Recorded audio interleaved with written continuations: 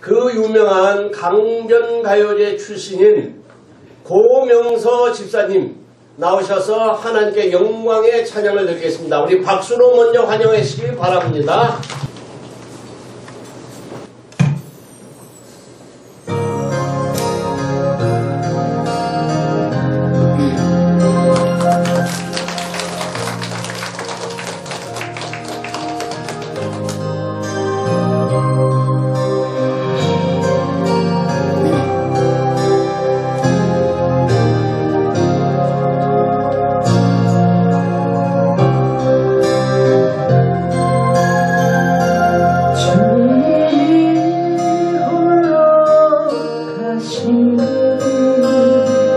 나도 따라가고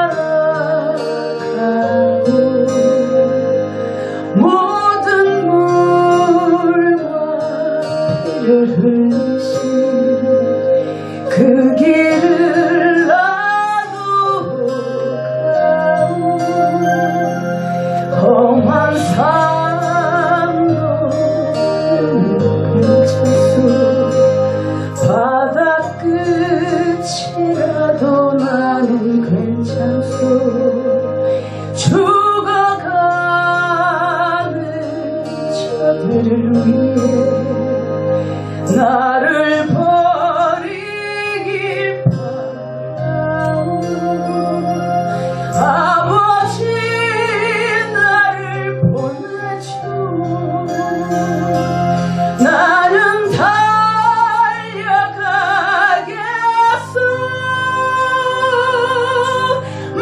목숨도 아끼지 않겠소 나를 보내줘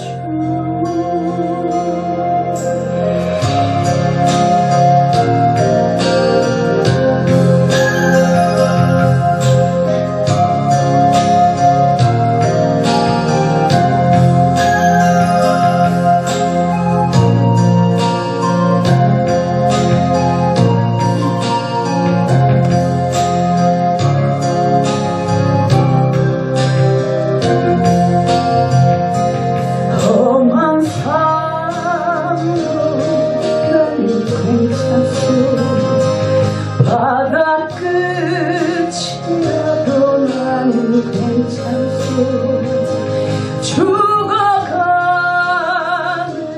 자들을 위해 나를 버리길 바라오 아버지 나를 보내줘 나는 달려가겠어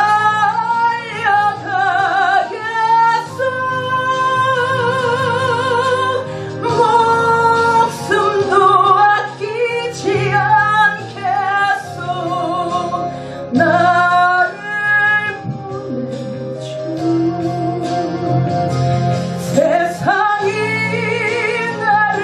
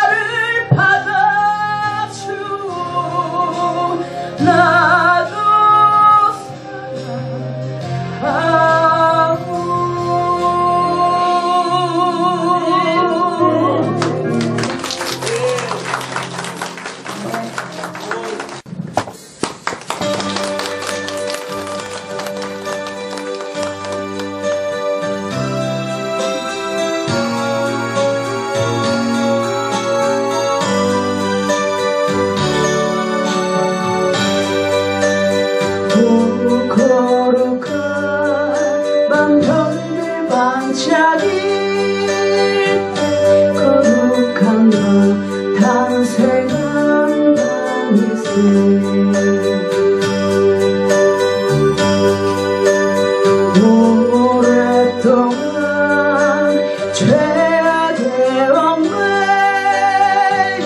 헤매던 죄인을 누시며 우리를 위해 속죄하시려는 영광의 아침 동이 타올라 경배하라. 천사의 기쁜 소리 오 거룩한 밤 주님 탄생하신 밤 그 밤 주 예수 나신 밤일세.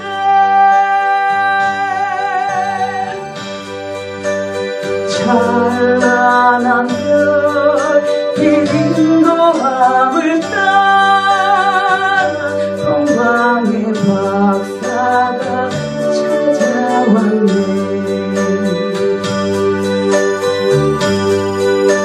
신앙의 불빛 인도함을 따라 주님의 품 안에 안기려네. 만왕의 왕이 구유 안에 누워 우리의 친구 되려 하시네.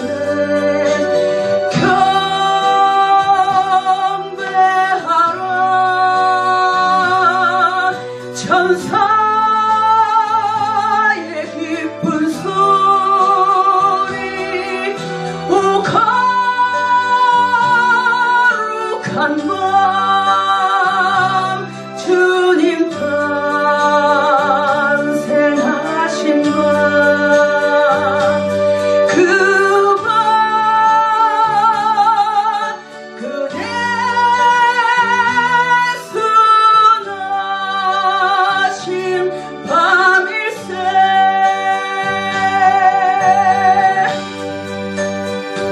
주께서 새의 사슬 부르셨네. 감사의 찬송을 불러보세.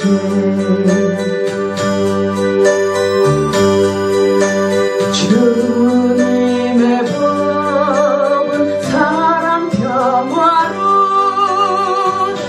우리도 다같이 사랑하세. 영광의 찬송 함께 불러보세. 거룩한 주의 이름 찬양해.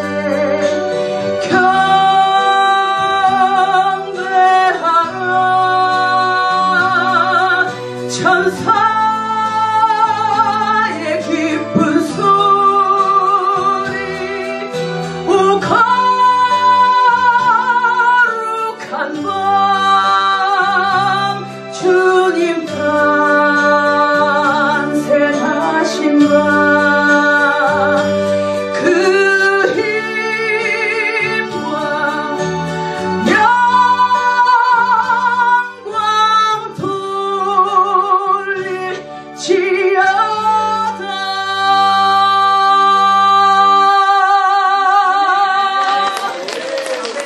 이 시간 국제 강해 설교원 원장 되시는 우리 박형철 박사님, 호중의 대학원장으로 수고하시는 우리 박형철 목사님 나오셔서 50분 동안 강의하겠습니다.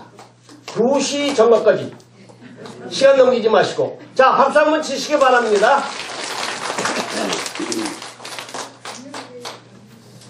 동병상련이라고 같은 분들이나 그 심정을 알지 오늘 또 정말 우리 찬양이신 우리 고집사님 보면서 느끼는 게, 우리 설교도 이렇게 앵콜을 한번 받아봐야 될 텐데. 설교는 앵콜을 안 하시더라고. 거의 주기도문송 나오면 바로 튀어나가려고 이렇게 준비하시는 분이 많아서. 그래서 제가 늘 강의하면서 우리 학생들한테 늘 그런 얘기를 합니다. 나한테 너무 빠지지 마라. 왜냐하면 내가 하는 게 전부가 아니다라는 늘 얘기를 해요. 왜냐하면 너무 빠지다 보면 벗어날 수가 없어요. 항상 객관화가 돼야 되고요. 이 신학 세미나가 굉장히 좋은 게 뭐냐면 늘 여러분의 강의를 못 들어보잖아요. 이렇게 언제 신학교 다닐 때나 이렇게 들어보지 한꺼번에 이렇게 많은 분들의 강의를 들어볼 수가 없잖아요. 들어보면서 여러분이 내가 취할 것을 취하고 또 응용할 것을 응용해서 주님의 역사에 온전히 쓰임 받으실 수 있기를 부탁드리겠습니다. 그래서 제가 늘 부탁드리는 건데 저한테 너무 빠지지 마시고 좀 객관화하셔서 들어주시면 저도 정말 덜 부담되고 제가 좀 실수하더라도 여러분 이해해 줄 수 있는 거지. 내가 실수하면 나에 대한 기대치가 한꺼번에 무너지면 다음 강의 안 올 거 아닙니까? 그죠? 그래서 항상 제가 늘 우리 교육자들이나 우리 학생들한테 얘기하는 메시지 가운데 하나가 뭐냐면 객관화를 좀 했으면 좋겠다라는 얘기를 합니다. 객관화. 우리가 설교하는 사람들로서 신학을 가르치는 사람들로서 가장 약점이 뭐냐면 성경이 잘 안 보인다는 게 약점이에요. 성경을 봐도 정말 이해가 안 되고요. 봐도 이게 무슨 얘기인지 모르고 또 어느 정도 재미있냐면 지난번에는 이게 은혜가 됐는데 지금 은혜가 또 하나도 안 되고 이런 경향이 너무 많다는 거예요. 우리가 성경이 너무나도 이 객관화가 안 되다 보니까 이게 반대되는 게 어떤 게 반대가 되냐면 주관화가 됩니다. 주관적인 되죠. 그리고 이 주관화가 되면 바로 뭐냐면 감정적인 해석이 되기 시작하는 거예요. 그래서 똑같은 성경을 읽었는데 지난번에는 막 눈물이 철철 흘리고 아멘 이러다가 어느 날 갑자기 또 은혜가 안 돼가지고 이게 냉랭한 경향들이 종종 생기거든요. 그런데 평신도야 뭐 그러려니 해요. 그러다가 또 뭐 바뀌고 그러다가 또 바뀌고 그러다가 어느 날 갑자기 또 이렇게 변화되기도 하지만 가장 안타까운 게 뭐냐면 가르치는 사람이 일관성이 없어지면 얼마나 힘들까. 가장 힘든 거는 늘 얘기하는 거지만 우리끼리 얘기하는 거지만 내가 가장 힘들지 않나요? 설교하고 난 다음에 나의 그 힘든 것과 허무한 것과 괴로운 것과 또 하나님 앞에 내가 잘했나? 또 스스로 검증해 볼 때마다 늘 부끄럽고 그리고 이런 생각을 하잖아요. 하루라도 빨리 때려치우고 싶다. 이런 생각도 가끔 하잖아요. 그 아픔이라고 하는 거는 누구도 표현할 수 없을 정도로 아파요. 근데 우리는 그 아픔을 겪고 설교 한 편 한 편을 한다는 게 정말 여러분이 존경스럽고 여러분이 그렇게 힘든 과정을 걸어가는데 한 번이라도 행복하게 즐겁고 감사한 마음으로 오직 예수만 전하시는 그런 설교 한번 해보실 수 있기를 정말 저희들이 바라고 있고요. 그 설교하는 패턴에 대해서 제가 여러분한테 부탁을 드렸던 게 성경을 절대적으로 여러분의 감정과 여러분의 환경에 의해서 성경을 접목시키지 말고 오직 그 성경에서 이야기하려고 하는 누구를 중심으로 가면 좋을까요? 누구요? 제가 질문을 하죠. 그러면 여러분 무조건 대답은 뭐라고 하시면 된다고요? 어차피 이 시간은 여러분 제 시간이거든요. 이게 제가 끝나지 않으면 여러분 못 끝나는 시간입니다. 그래서 제가 오늘 여러분한테 질문할 때마다 여러분 무조건 누구한테 얘기하면 된다고요? 그래요. 한 4분 정도는 아직도 간을 보고 있는 것 같은데 그래도 괜찮아요.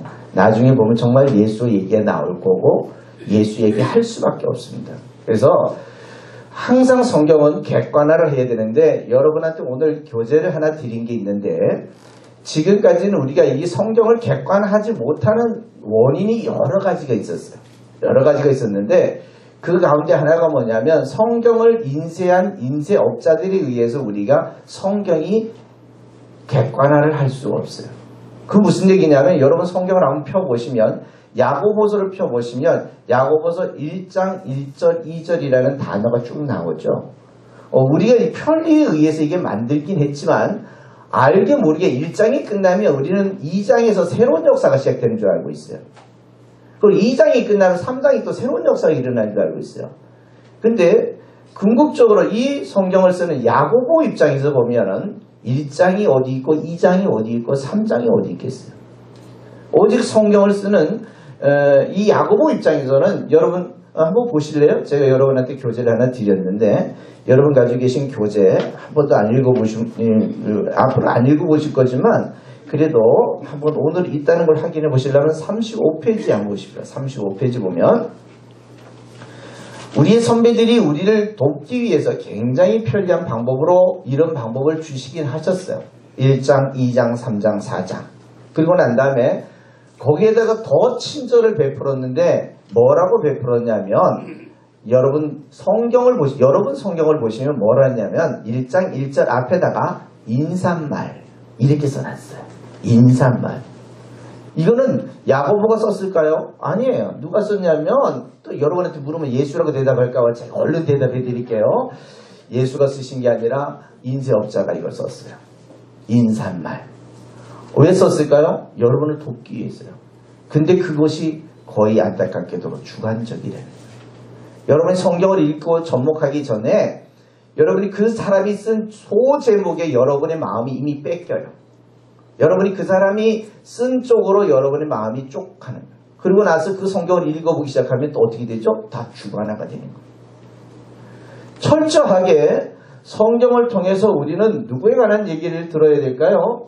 예수에 관한 얘기를 들어야 된다. 우리는 성경을 읽거나 성경을 연구하거나 성경을 가르칠 때의 전제 조건이 뭐냐 하면 구약은 오실 메시아가 어떻게 오실 거고 어디에서 오실 거고 오셔서 어떤 일을 행하실 것에 대한 예고가 있다면 사복음서의 예수는 그 예수가 직접 오셔서 내가 메시아다라는 걸 보여주셨고 서신서에 나오는 내용들은 지난번에 오신 예수, 저 십자가에 죽은 예수가 우리가 기다리던 메시아였다는 사실에 대하여 계속해서 뭘 해주고 있냐면 변증을 해주고 있습니다. 변증. 여러분의 성경을 접근하는 우리가 성경을 들어가는 성경을 가르치기 위해서 교육하기 위해서 먼저 접근해야 되는 방법이 이 성경이 누구를 가르치려는 것일까? 누구를 향하여 누구에 관한 이야기를 할 것인가? 라는 것들을 먼저 객관화를 하시는 게 중요해요. 한번 여러분하고 연습 한번 해볼까요? 여러분이 얼마나 객관화가 돼 있는지 안 돼 있는지. 시계 한번 보실래요? 안 보시는 분들이 굉장히 많아요. 있는 줄 아니까. 근데 이 사람들은 어떻게 생각하냐면 목사님 왜 손으로 찌르지 왜 펜으로 찌릅니까? 왜 오른손으로 합니까? 왼손으로 좀 겸손하게 하십시오. 그리고 손가락을 왜 펴니까? 그리고 거기 찬 시계는 뭐 하는 겁니까? 지금 뭐라고 그러는 겁니까? 방향이 최소한 우리가 시계를 보자 그래서 시계를 봐야지 시계를 가리키는 사람을 보고 여러분은 평가를 하는 거예요. 성경을 지금까지 우리는 예수를 보자고 그랬지 예수를 가리키는 사람을 평가하다가 보니까 객관화가 안 된 거예요. 그러다 보니까 이 가리키는 사람의 행동에 따라서 예수의 가치가 흔들려 버리는 경향이 많습니다. 그러다 보니까 10명이 똑같은 본문을 가지고 설교할 때에 그 10명의 똑같은 본문에서 예수를 찾아내느냐? 너무 어려워요. 각각이 보는 관점의 내용들을 찾아가고 있다는 거예요. 그러다 보니까 성경이 일관성이 없죠.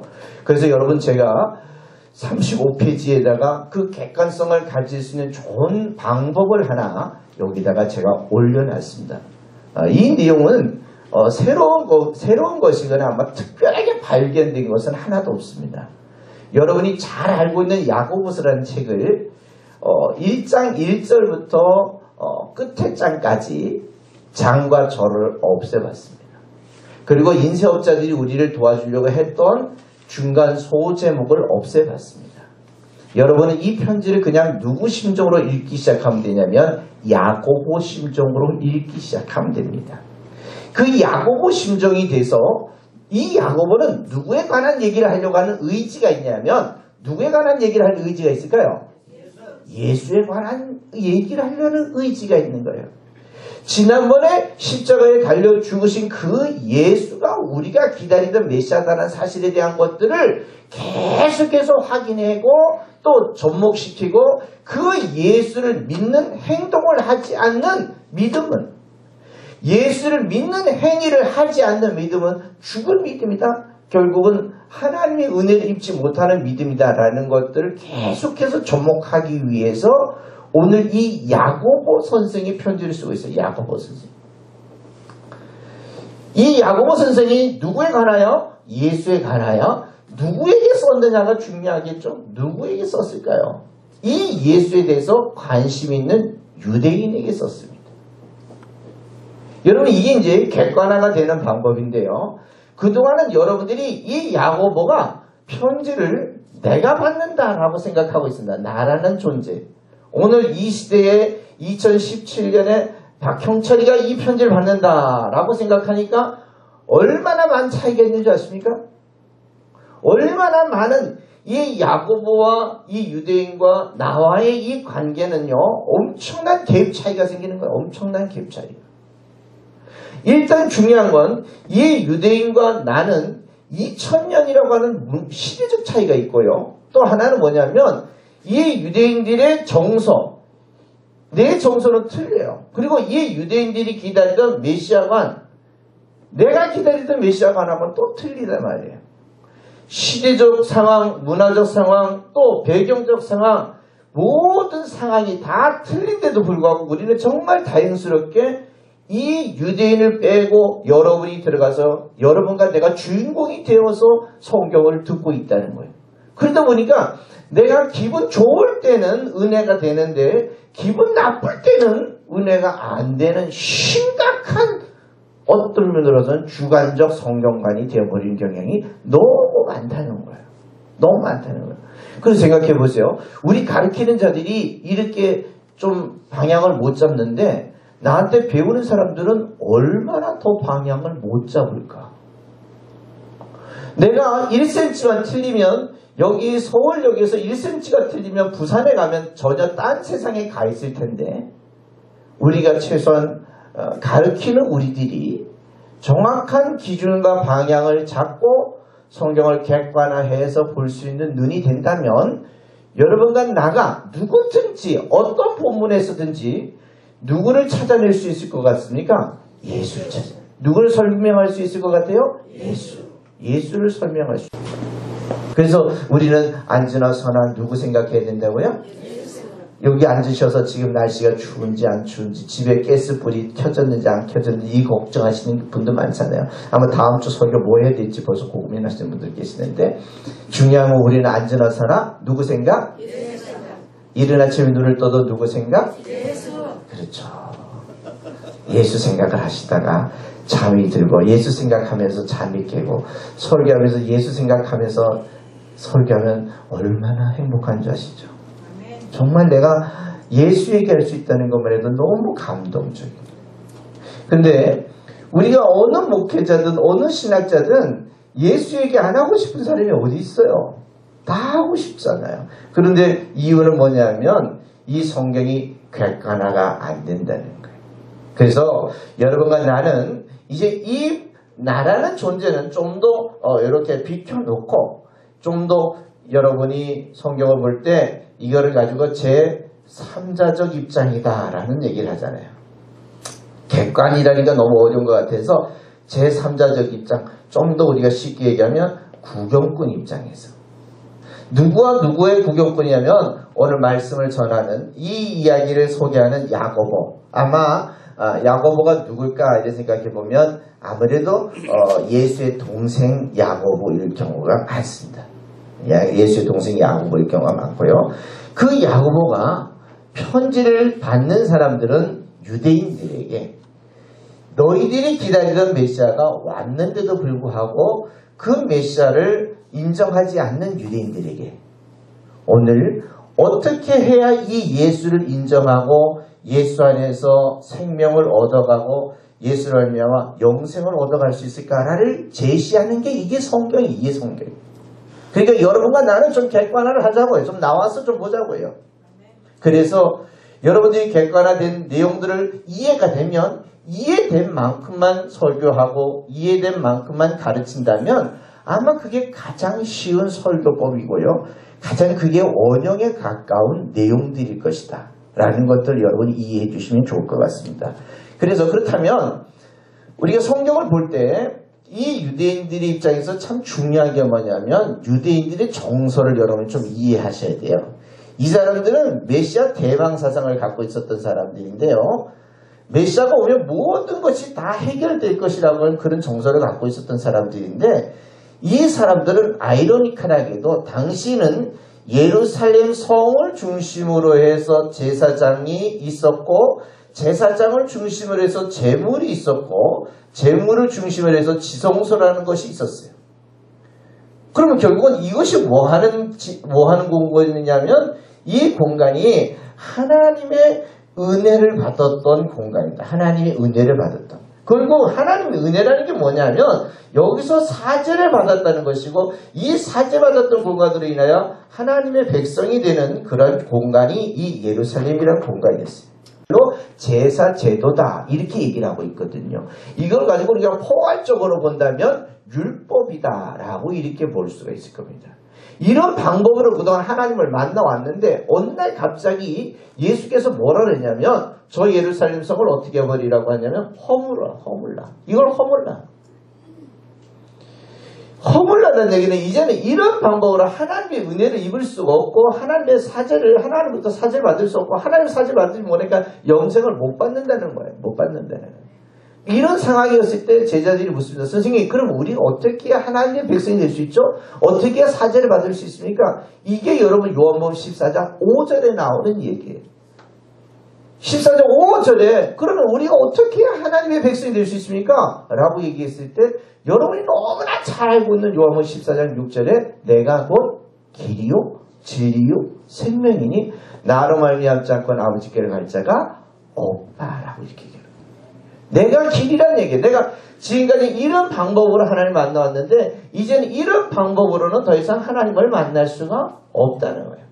그러면 오직 누구를 통해서만? 예수를 통해서만 하나님을 만날 수 있다라고 하는 게 이 사람들의 그 교육이었는데 이 유대인들은 그걸 하루아침에 바꾸기란 너무 어렵습니다. 너무 어려워. 이 율법에서 벗어나서 예수로 돌아오기란 너무 어려운 거예요.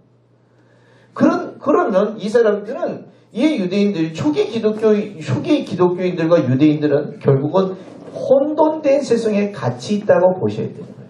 예수도 믿어야 되겠고 또 한편으로는 예루살렘 성에 대한 향수도 남아있는 거예요. 야 혹시 우리가 예루살렘 성에 안 가면 하나님 우리가 제물을 안 드리면 우리를 용서하지 않는 건 아닐까? 굉장히 큰 딜레마에 빠져있는 상황이죠. 딜레마에 빠져있는 상황이에요. 그랬을 때 오늘 이런 사람들에게 오늘 야고보는 설명을 합니다. 너희들이 행동하지 않는 믿음은 죽은 믿음이라는 표현을 해요. 우리는 지금까지 이 야고보의 의중과 이 듣는 유대인들의 정서를 놓치다 보니까 오늘 이 야고보서 2장 14절에 나오는 메시지를 우리는 거의 다 오늘날 우리들의 윤리적 또 사회적 문화적인 것으로 적용을 했다는 거예요. 여러분의 삶에다가 적용해 보려고 야 그렇게 행동하지 않으면 죽은 믿음이야 라는 이런 이야기로 우리가 정죄를 해버렸단 말입니다. 그런데 야고보 생각은 어땠을까? 이거 한번 여러분 분석해 보시고 설명할 수 있으면 얼마나 좋을까요? 우리 생각, 우리가 철학적이고 윤리적이고 도덕적인 것들도 필요합니다. 왜? 이 사회가 구성되는 일에 윤리가 도덕이 없이 어떻게 존재할 수 있겠습니까?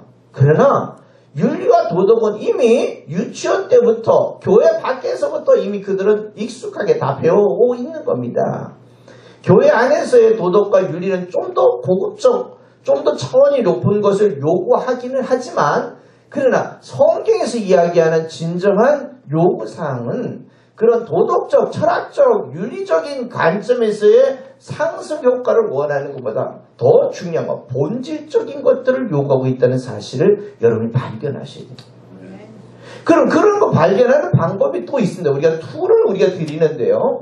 성경에 보면 성경 자체가 굉장히 쉽습니다. 여러분이 성경이 어렵다고 생각해서 지레 겁먹고 우리가 들어오지 못하는데 성경을 보면요. 너무 쉽게 구성이 되어 있다는 거예요.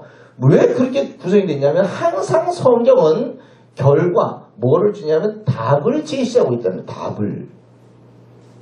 자, 제가 한번 여쭤볼게요. 여러분 너무 오늘 긴장하고 들으시는 것 같아요. 긴장을 너무 많이 하시다 보면 졸립니다. 점심 먹고 난 다음에 이렇게 그 수면을 잘 취하시는 분들 보면 정말 어렵습니다. 그죠?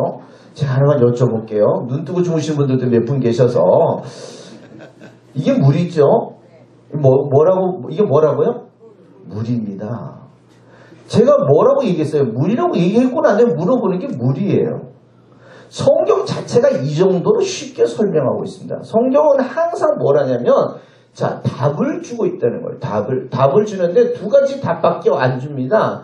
네가 무엇을 하면 네가 천국 가고 영생 얻고 구원 얻고 이런 표현들이 있습니다. 계속 얘기하는데 네가 무엇을 하면 이라는 표현을 합니다.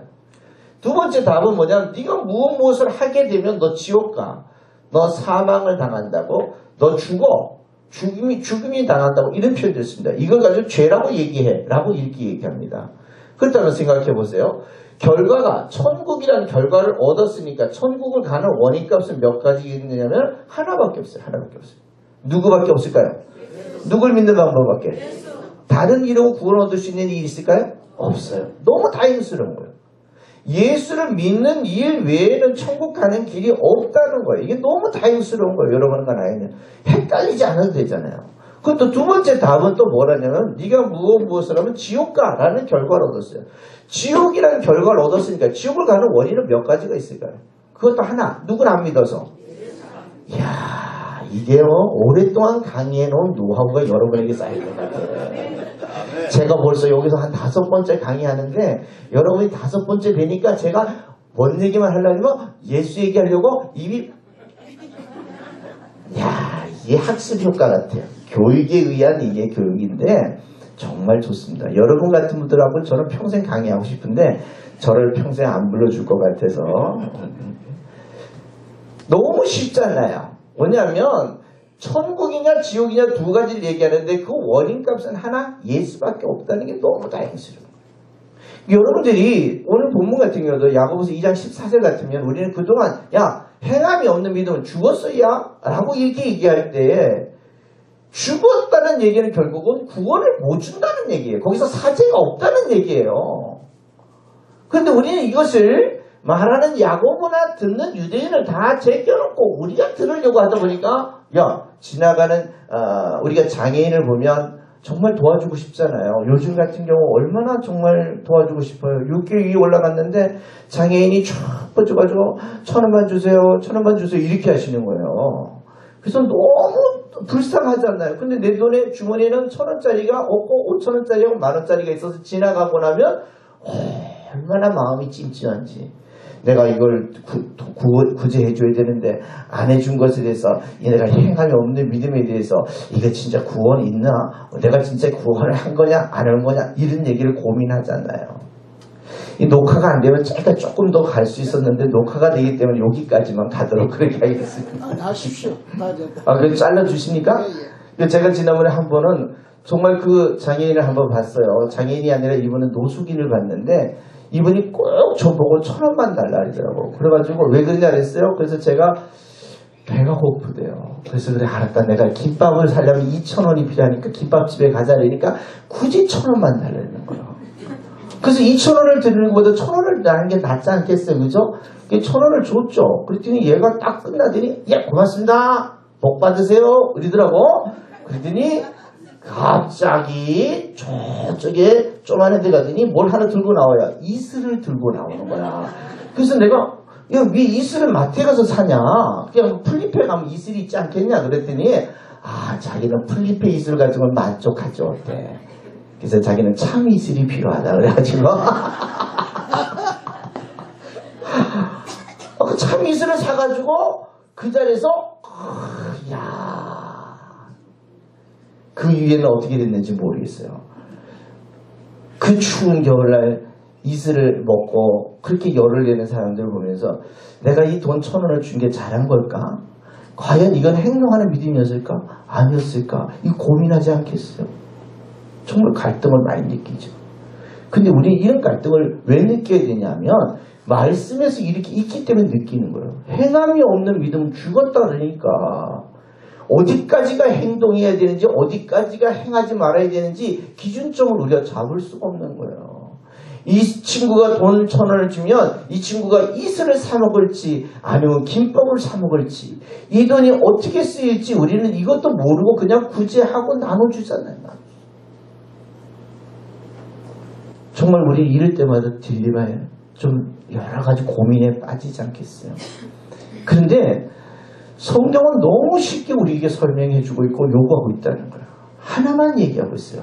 뭐라 하냐면 오늘 여러분이 이 결과 찾는 테크닉, 이 결과 찾는 툴만 가지고 있으시면 여러분들은 성경을 보는데 굉장히 이제 자유로울 수 있는 게 뭐냐 하면 여기 본문에 보면 이 말은 야고보가 하고 있고 이 말을 듣는 사람은 유대인이 듣고 있는데 뭐라고 얘기하고 있냐면 행동하지 않는 믿음은 이 얘기는 뭐냐면 하나님을 믿는다고 하면서 행동하지 않는 믿음은 무슨 믿음이라 합니까?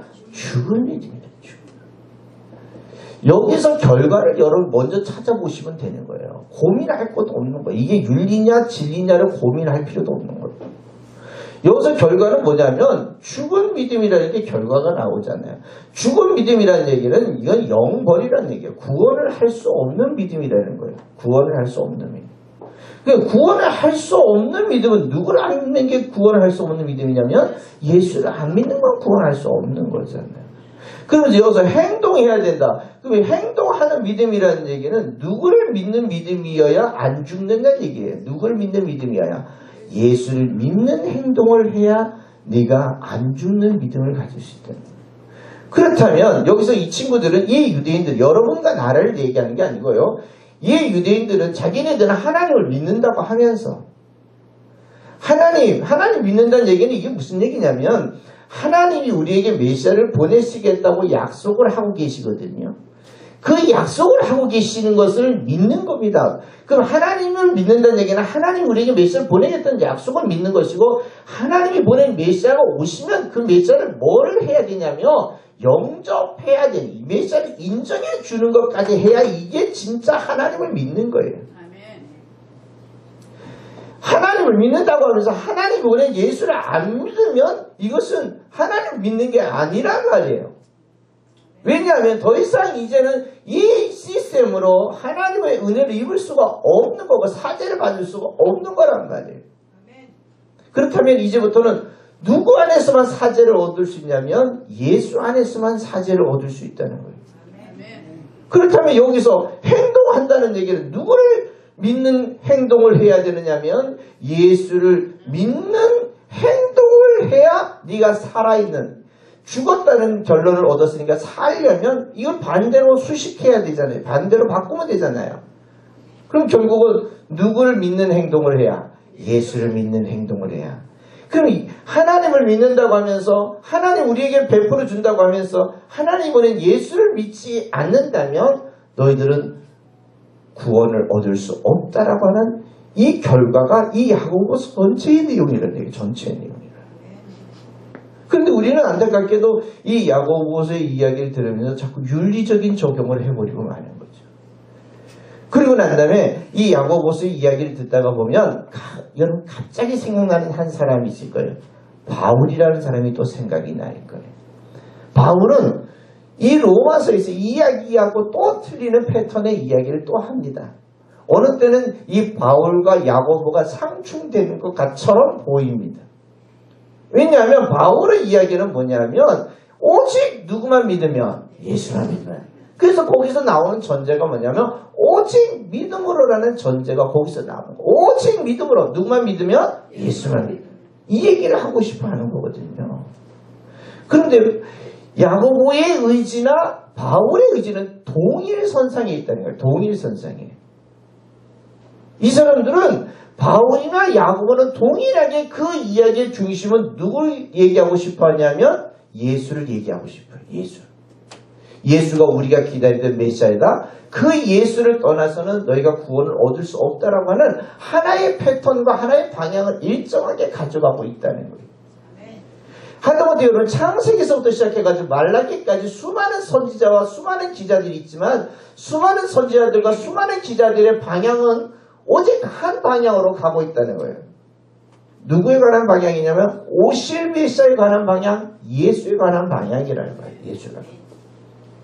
그래서 늘 안전하서나 메시아 생각을 하는 사람들이 이스라엘 사람들이고 신약의 모든 기자들도 방향은 오신 예수에 관한 메시아, 그분이 우리를 구원할 메시아라는 사실에 대하여 확인하는 내용들을 갖고 있다는 거예요.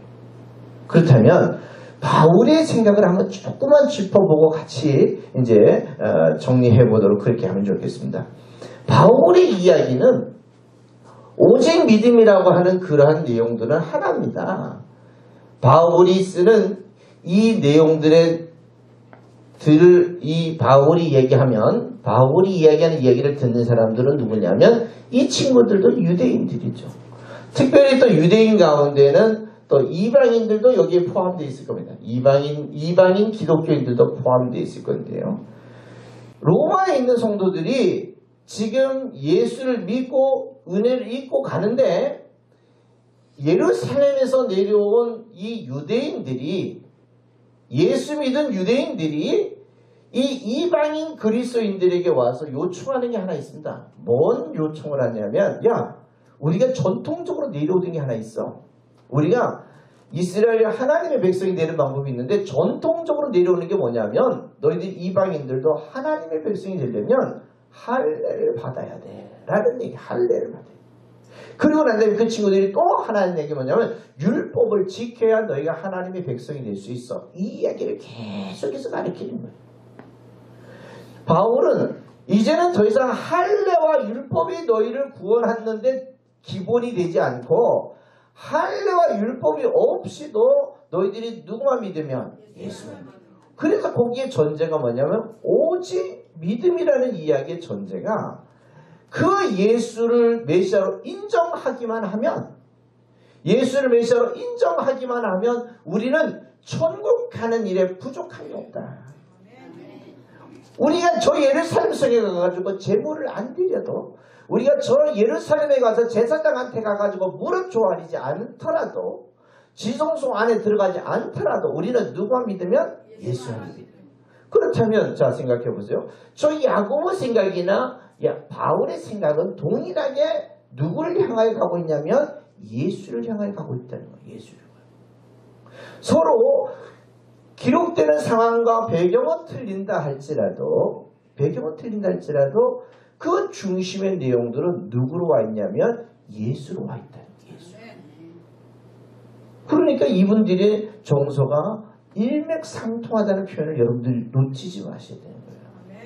그래요. 오늘 야고보 선생이 얘기하는 행하지 않는 믿음은 죽은 것이고 바울이 얘기하는 오직 예수만 믿어도 결코 구원을 얻는 데 부족함이 없다라고 하는 그 메시지가 연동이 같은 관점에서 같이 쓰여진 서신서가 된다는 사실을 여러분 기억해 주시면 여러분이 앞으로도 나중에 설교를 하시거나 또 다른 사람에게 누군가가 교육을 해야 될 때도 여러분 스스로가 우리가 일정한 객관적 기준을 가지고 있다면 얼마나 좋겠어요. 얼마나 좋겠어요. 예를 들면 우리가 생각을 늘 모아보는 방법 가운데 하나가 있지 않습니까? 여기서 여기까지 길이가 얼마가 될까 물어보면 신 목사님 여기서 여기까지 길이가 얼마 정도 될 것 같습니까? 어떤 분은 38cm, 36cm, 40cm 또 어떤 분들은 눈이 좀 좋으신 분들은 1m라고 이렇게 얘기하시는 분들 있지 않겠어요? 그죠? 그러면 서로가 다 주장할 거예요. 아니야 38이 될 거야. 눈대중에 그러니까 서로가 다 틀릴 수 있죠. 그러나 우리가 같은 공감대를 가질 수 있는 최고 좋은 방법이 뭐냐면 줄자를 갖고 와서 재보는 거예요. 줄자를 재보면 이게 35cm네요. 그렇게 되면 1m라고 얘기했던 사람도 수정할 거고 38이라는 사람도 틀린 거예요. 엄밀히 얘기하면. 좀 근사치는 가까울지 몰라도 36도 틀린 거예요. 35니까. 서로가 틀린 부분들을 일정하게 객관화해 볼 수 있다면 얼마나 좋을까요? 얼마나 유익할까요? 이게 여러분과 내가 같이 가야 될 성경관이면 좋겠습니다. 일정한 방향이 되어야 또 누가 가르치든지 간에 성경 어느 본문을 읽든지 간에 그 속에서 누구를 소개할 수 있을 것 같아요? 예수. 누구요? 예수. 제가 왜 물어보는지 아시죠? 이제 끝나갈 때쯤 되니까 이제 거의 혼수 상태에 가 계신 분들이 있으셔서 이분들을 어떻게든 깨워서라도 어떻게든 공부를 같이 하고 싶은 생각이 제 생각은 있습니다. 왜냐하면 이런 강의는 자주 듣는 게 아니잖아요. 그렇죠? 2달에 한 번 정도밖에 못 듣는 거고 또 다음 달에 올 때는 여러분이 지난달 걸 다 잊어먹고 와주시니까 너무 좋은 거야. 이 강의 정말 안타깝게도 한 번이라도 읽어보고 오신 분 있으면 제가 여기다 손에다가 고추장을 묻혀 보시겠습니다. 장까지는 안 되고 거의 뭐 오늘 들은 것으로 만족하고 평생 책도 들춰보도 않을 건데 이제라도 깨워서라도 여러분 하나라도 기억하고 돌아가게 도와드리는 게 제가 해야 될 사명이지 않을까. 별로 뭐 사명이 다 있습니다. 그래서 여러분이 오늘 이 야고보 선생이 쓴 야고보서라는 게 굉장히 어려운 것 같기도 하지만 그러나 그 야고보의 의지만 여러분이 잘 구별해 주신다면 아마 이것이 일정하게 여러분의 것이 되고 여러분이 어느 본문에서든지 예수를 추론해서 끄집어내서 설명해 줄 수 있는 기회가 될 거예요. 그래서 저희들이 35페이지부터 드려진 이 책이 있잖아요. 야고보서라는 책. 여러분이 어떻게 읽으셔야 되냐면 읽는 방법이 있어요. 성경책 읽듯이 읽지 마시고요. 무슨 경전 읽듯이 읽지 마시고 무슨 법전을 읽듯이 읽지 마시고 하나만 더요. 소설책 읽듯이 좀 읽어보세요. 누구 입장이 되보냐면 저 야고보가 소개하는 예수를 여러분이 여기서 이렇게 듣는다라고 생각하고 들어보시면 여러분 여기 가운데서 정말 제가 늘 얘기하는 것 가운데 하나가 뭐냐면 옛날에 우리 어릴 때 학생 때는 김홍신의 인간시장이라는 책을 너무 좋아했어요. 수업 시간에도 펴놓고 공부는 안 하고 그것만 보고 그 다음 편이 나올 때쯤 되면 서점 앞에 서가지고 새벽에 기다려가지고 그 책 나오면요 그 자리에서 다 읽어버렸어. 왜 그럴까요? 재미있으니까. 장종찬이가 그 다음에 어떻게 됐을까 뭐 이런 얘기가 궁금하잖아요. 근데 여러분 성경을 보면서 그렇게 궁금해 본 적이 별로 없잖아요. 그렇게 감동적이지 못했던 일들이 얼마나 많았어요. 성경을 보면서 너무나도 여러분이 경전화되어서 읽어버렸기 때문에 그런 문제가 있습니다. 이제부터는 성경을 좀 더 객관화해서 오늘 야고보가 이 편지를 쓰는데 이 듣는 유대인들에게 예수 잘 믿으라고 예수 믿는 행동을 열심히 하라고 예수 떠나지 말라고 하는 그런 안타까운 마음이 이 속에 가득 포함되어 있다는 사실 여러분 이거 하나만 잘 잡아가신다면 굉장히 큰 도움이 될 겁니다. 그래서 여러분들이 야고보서 뒤에 편지를 제가 그대로 올려놨어요. 그대로 올려놨는데 이게 뭐 새로운 것이거나 뭐 특출한 것이거나 나만의 것이 아니에요. 그냥 성경이 있는데 거기에다가 장 빼고 절 빼고 인쇄업자들이 써놓은 중간 소제목 빼고 우리는 오직 이 편지를 쓰는 야고보 입장이 돼보는 그래서 그 야고보가 소개하려고 하는 예수를 잘 이해한다면 여러분이 설교하는 일이 얼마나 행복할까요? 좀 더 우리가 객관화되는 일을 여러분이 무단하게 연습을 하셔야 돼요. 왜냐하면 그동안 우리는 너무 성경을 보는 게 감정적이었어요. 그리고 어떤 분은 설교할 때 어떻게 하는 줄 아시냐 봤더니 주여 오늘도 말씀을 주셔야 되겠습니다 라고 이렇게 얘기하더라고. 그 눈을 감고 성경을 찾더라고. 그래서 어떻게 눈을 감고 찾나 했더니 눈을 감고 탁 열더니 그 본문을 쫙 읽더니 오늘 주님 여기서 말씀을 주셨군요 이렇게. 그래서 너무 안타까운 일이죠. 연구하고 찾아봐도 얼마나 귀한 말씀이 많은데 우리 맨날 눈 감아서 책 펴기 해가지고 거기 본문에서 찾아서 주의 말씀을 전하다 보니 얼마나 안타까울까. 얼마나 안타까울까. 이거는 뭐 제가 이렇게 리얼하게 얘기할 수 있는 이유가 하나 있습니다. 항상 그거는 경험자만이 해볼 수 있는 이야기예요. 이거 경험을 안 해본 사람이면 이런 얘기를 할 수가 없어요. 어떻게 그렇게 우리 속속들이 잘하세요? 이러는데 다 제가 25년 전에 경험해봤던 내용이에요. 25년 전에 경험해봤고 정말 설교가 이렇게 어렵고 힘든 줄 저는 꿈에도 못했어. 내가 설교가 이렇게 어려운 줄 알았으면 목사 안 했을 텐데 그냥 목사가 되는 줄 알았잖아요. 그래가지고 목사가 되고 나니까 설교가 이렇게 어려운지 내가 설교 잘하는 목사님들 보면 정말 너무 존경스러운 거야. 그런데 가장 힘든 게 설교다. 그런데 그 과정을 지나고 나서 이제 성경이 객관화되기 시작하면서 그리고 그 성경의 본문의 의도를 찾기 시작하면서 그 다음부터는 할 말이 생기는 거예요. 하고 싶은 말이 생기는 거예요. 누구에게 하고 싶을까요? 예수에게 하고 싶은 거예요. 어디 가면 설교 안 시켜주나 눈을 쳐다리고 있고 설교 얼른 시켜주면 가지고 1시간이고 내려오랄 때까지 설교 막 하고 한 목사님이 왔다 갔다 하더라도 나는 내 갈 길 가면서 이런 즐거움이 어디까지 이게 가능한 겁니까? 이게 그동안 고민했던 그만큼 갈등했었던 시간들에 있어진 결과물이에요. 그래서 그 이후부터는 제가 책 펴기 눈 감고 성경책 펴보기를 한 번도 안 했어요.